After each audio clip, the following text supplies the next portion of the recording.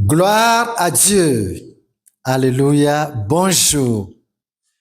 Avec ce ministère de PMV, restez toujours bénis. Amen. Et je dois avouer ici que j'ai besoin de votre soutien spirituel pour plus de vision pour la gloire de Dieu. Amen. Soyez bénis. Avant le temps d'invalidité, Ecclésiaste 3, verset 1. Il y a un temps pour tout, un temps pour toutes choses sous les cieux. Alléluia. Vous savez que chaque saison ou bien chaque climat vient avec ses propres productions. La saison sèche vient avec sa production et la saison pluvieuse aussi avec sa production. De même, tous les différents temps destinés à l'homme sont réglementaires. Ils sont limités. Et lorsque vous êtes encore dans votre temps de pouvoir faire, faites sans rien reporter. Faites ce qui est convenable, ce qui est durable, ce qui est louable. Jean chapitre 21, verset 18. Verset 18. En vérité, je te dis, quand tu étais plus jeune, tu te saignais toi-même et tu allais où tu voulais. Mais quand tu seras vieux, tu étendras tes mains et un autre te ceindra et te mènera où tu ne voudras pas. Alléluia. Ça, c'est la parole du Seigneur. Que comprenez-vous de cette révélation du Seigneur à l'apôtre Pierre? Qu'est-ce que ce message renferme pour Pierre? Qu'est-ce que Pierre doit comprendre de ce message, n'est-ce pas, adressé à lui et aussi à nous tous? Nous remontons en Ecclésiaste chapitre 9. Ecclésiaste chapitre 9, verset 10. Verset 10. Tout ce que ta main trouve à faire avec ta force, fais-le, car il n'y a ni œuvre, ni pensée, ni science, ni sagesse dans le séjour des morts où tu vas. Alléluia. Avez-vous compris comme Pierre l'avait tout à fait compris et avait pris toutes ses dispositions pour ne rien rater pendant tout son temps de vigueur? Le temps de vigueur et de force que Dieu nous donne est une opportunité à saisir pour s'affirmer, une opportunité pour produire les raisons de notre existence. Parce que le hasard ne nous a pas amenés dans ce monde. Nous y sommes chacun pour un but bien déterminé. Donc, produire au temps favorable ce que votre effort extrême, votre force extrême est capable de faire. Jamais rien remettre sur demain. Jean chapitre 9 et le verset 4. Il faut que je fasse, tandis qu'il est jour, les œuvres de celui qui m'a envoyé. La nuit vient où personne ne peut travailler. Alléluia. Le jour dont il s'agit ici, le jour dont parle le Seigneur ici, est notre temps de validité, notre temps de force, de vigueur. Ce temps de validité est notre force et notre vigueur. Voilà. Après ce temps, nous rentrons et embrassons le deuxième temps. Le deuxième temps, c'est-à-dire notre temps d'invalidité. C'est tout le reste du temps de notre vie où nous serons bons à rien pour tous, bons à rien pour la famille et bons à rien pour la société. Et vous vous souviendrez peut-être de votre jeunesse, du temps de votre force que vous aviez très mal géré. Jean chapitre 4, verset 35. Jean chapitre 4, verset 35. Ne dites-vous pas qu'il y a encore 4 mois jusqu'à la moisson? Voici, je vous le dis. Levez les yeux et regardez les champs qui déjà blanchissent pour la moisson. Praise the Lord. Nous sommes au temps de faire, au temps de produire, au temps de réaliser un ministère chrétien viable et durable. Un ministère envers les veuves et les orphelins. Un ministère sans intérêt personnel.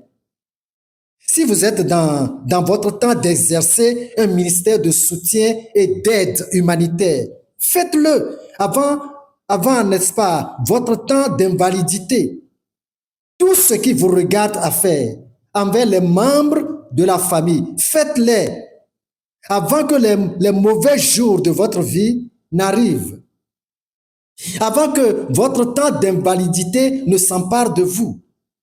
Et tout ce que vous aurez semé sera ce que vous récolterez. Genèse chapitre 47, versets 8 et 9. Genèse chapitre 47, tout au début de toute la Bible, chapitre 47 et le verset 8. Pharaon dit à Jacob, quel est le nombre de jours des années de ta vie? Jacob répondit à Pharaon, les jours des années de mon pèlerinage sont de 130 ans. Les jours des années de ma vie ont été peu nombreux et mauvais, et ils n'ont point atteint les jours des années de la vie de mes pères durant leur pèlerinage. Alléluia. Jacob, vous le connaissez. Il avait passé 7 ans d'éclosion, ces grands temps, 7 ans de validité, 7 ans de force et de vigueur pour préparer un futur de fraude, de tricherie et de mensonge. Tout a commencé depuis la maison de son père Isaac. Il avait volé le droit d'aînesse de son grand frère Ésaü. Après, il avait dupé son propre père en se passant pour son grand frère Ésaü. C'était pour cela qu'il avait fui de la maison pour se rendre à Mésopotamie, chez son frère Laban. Vous savez, là aussi, ça n'a pas du tout marché entre lui et son oncle Laban et ses cousins, les fils de son oncle Laban. Parce qu'il avait encore frauduleusement ramassé le grand troupeau de son oncle pour en faire son troupeau. Lui ne s'accapare que des choses d'autrui. Nous ne savons pas s'il a trouvé un petit temps pour confesser ses fraudes à son oncle Laban et à ses cousins. C'est ce qu'il disait à Pharaon, par mes années de vie, mes années, c'est-à-dire mes années de joie, sont peu nombreux que les années de mon pèlerinage, c'est-à-dire les années de ma souffrance et d'errance. 130 ans de vie. Et il n'a réalisé rien de durable. Si ce n'est pas de marier plusieurs femmes pour avoir plusieurs enfants. Et pas même une demi-maison stable à quelque part. Ça, c'est la douleur et le regret qu'il exprimait trop tard à Pharaon. Alléluia. Le temps d'invalidité est un temps par lequel chacun achèvera sa vie.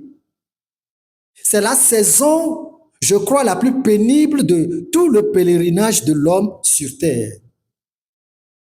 S'il est bien préparé et sans main lâche, alors nous passerons une heureuse vieillesse malgré notre invalidité. Voyons le cas du roi David. 1 Roi, chapitre 1. Je lis les versets 1, 2, 3 et 4. 1 Roi, chapitre 1.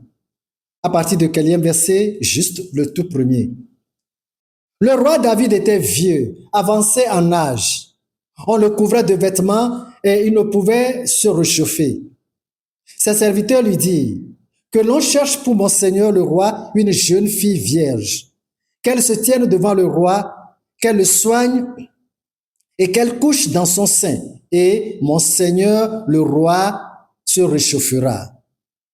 On cherche dans tout le territoire d'Israël une fille jeune et belle, et on trouva Abishag la Sunamite, que l'on conduisit auprès du roi. Cette jeune fille était fort belle. Elle soigna le roi et le servait, mais le roi ne la connut point. Alléluia. Vous connaissez le roi David, lui aussi, l'auteur du plus grand nombre de cantiques et psaumes de la Bible. Il avait composé tout ça quand il était encore valide, fort pour Dieu.